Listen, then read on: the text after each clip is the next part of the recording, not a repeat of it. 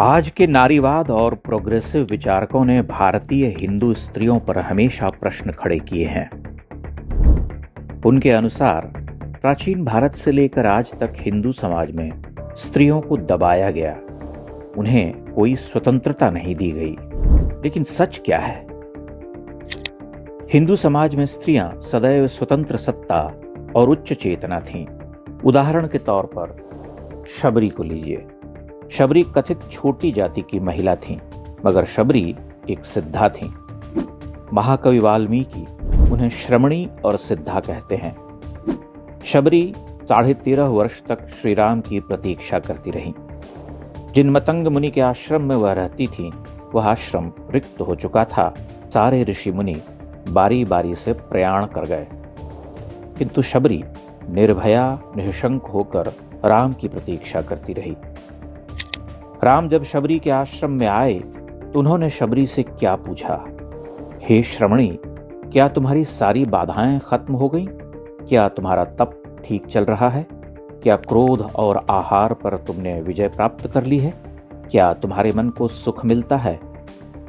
कच्चिते निर्जिताः विघ्नाः कच्चिते वर्धते तपः कच्चिते नियतः कोप आहाराश्च तपोधने। शबरी कहती हैं, हे राम, मैं 13.5 वर्ष से आपकी प्रतीक्षा कर रही हूं। मैंने आपके लिए फल मूल जुटाए हैं। शबरी की तपस्या देखिए, उनकी मुक्ति और भक्ति को अनुभव कीजिए। एकनिष्ठ आस्था और निर्भय मन की कल्पना कीजिए।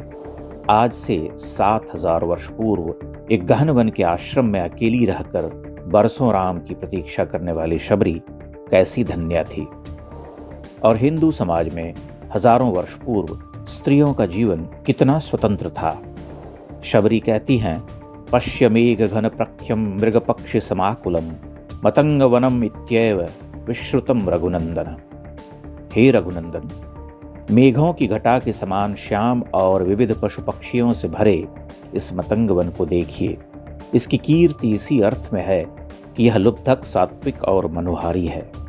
फिर वह राम से कहती हैं कि मैंने आपके दर्शन कर लिए, अब मुझे इस लोक को छोड़ना होगा।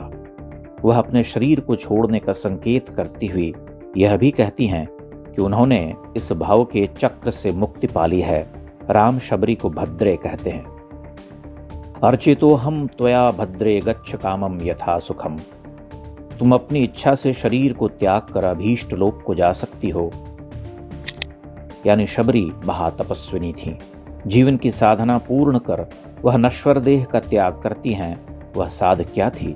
श्री राम के दर्शन। राम वहां से प्रस्थान करते हुए लक्ष्मण से कहते हैं कि यह आश्रम पुण्यात्मा ऋषियों से सेवित स्थल है, सात्विक है। यहाँ मृग और बाघ एक दूसरे पर विश्वास करते हैं। विश्वस्त मृग शार्दूलो नाना विहग सेवितः। श्री राम लक्ष्मण पंपासर की ओर प्रस्थान करते हैं। शबरी उस लोक से अन्य लोक में चली जाती है। शबरी एक भीलनी है, कोई ब्राह्मण अथवा क्षत्रिय कुलोद्भवा नहीं, किंतु वह महत्तर चेतना है। प्राचीन भारतीय समाज की आत्मा स्वरूपा स्त्री। साक्षात राम उससे मिलने आते हैं और अत्यंत आदर के साथ उसका आतिथ्य ग्रहण करते हैं। यह निषाद राज से राम की अनन्य भेंट की ही उत्तर कथा है, जो आगे सुग्रीवादि वानरों तक जाती है। शबरी भारतीय जीवन धारा में स्त्री स्वतंत्रता, मुक्ति, संन्यास ग्रहण करने की निजता का प्रमाण बनकर खड़ी है।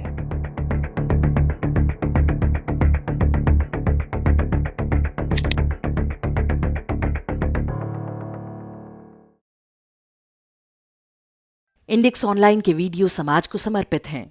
आप इनको डाउनलोड करके जैसे चाहे वैसे प्रयोग कर सकते हैं। चाहे तो आप हमारे टेलीग्राम चैनल से जुड़ सकते हैं। वहां सारे नए पुराने वीडियो आपको मिल जाएंगे। हमारे सोशल मीडिया लिंक हर वीडियो के डिस्क्रिप्शन में होते हैं। हमारा एकमात्र उद्देश्य हिंदू समाज को जागृत और एकजुट करना है। इसमें सहभागी बने। धन्यवाद।